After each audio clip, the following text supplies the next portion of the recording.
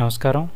ఈ క్లాస్లో మనం ఇన్సర్ట్ ట్యాబ్లోని లింక్స్ అనే గ్రూప్ కోసం తెలుసుకుందాం.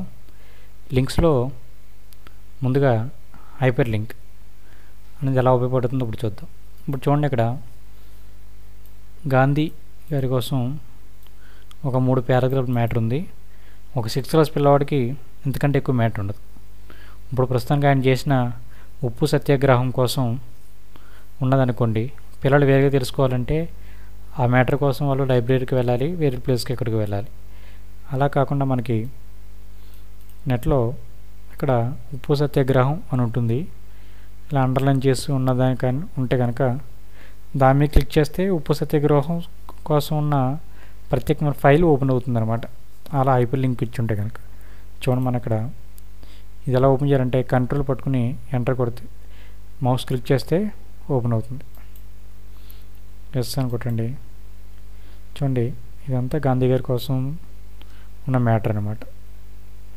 సో ఈ విధంగా మనం హైపర్ లింక్ ద్వారా అక్కడ ఉన్న మ్యాటర్కి వేరే ఫైల్ని మనం లింక్ చేసుకోవచ్చు. లింక్ ఎలా చేయాలనే కదా డౌట్ మీకు. ఫర్ సపోజ్ ఇక్కడ మ్యాటర్కి మళ్ళీ గాంధీ గారిని క్లిక్ చేద్దాం. ఇలా డ్రాగ్ చేసుకోండి.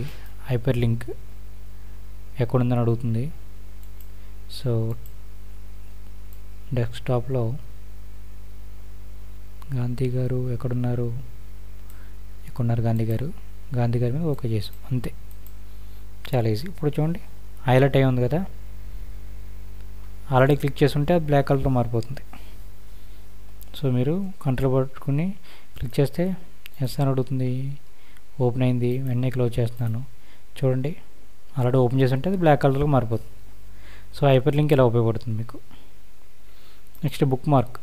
ఇప్పుడు గాంధీ గారి కోసం మీరు ఏమైనా చదువుకున్నారు ఇక్కడ, ఇది ఇంపార్టెంట్ పాయింట్. ఇది మీరు ఎలా బుక్ మార్క్ చేసుకోవచ్చు, ఏదో రాసుకోండి. ఇక్కడ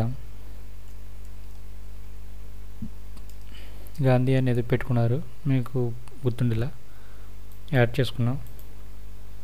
ఇక్కడ ఏదో మ్యాటరు, ఇది సచిన్ గారి కోసం సచిన్ అని పెట్టుకున్నారు, యాడ్ చేసుకున్నారు, అంతే.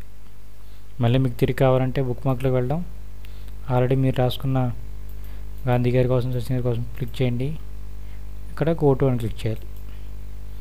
సో సచిన్ వెంటనే వచ్చింది కదా. అది మీకు 30-50 పేజ్ ఉన్నదనుకోండి, వెంటనే మీరు బుక్ మార్క్ చేసుకున్న వెంటనే ఆ పేజ్లోకి గో టు అని క్లిక్ చేయగానే ఆ పేజ్ని మీకు చూపిస్తుంది అనమాట. మీరు వెళ్ళనవసరం అవసరం లేదు అక్కడికి, ఆ పేజే వస్తుంది. నెక్స్ట్ క్లాస్లో మనం హెడర్ ఫోటో కోసం తెలుసుకుందాం.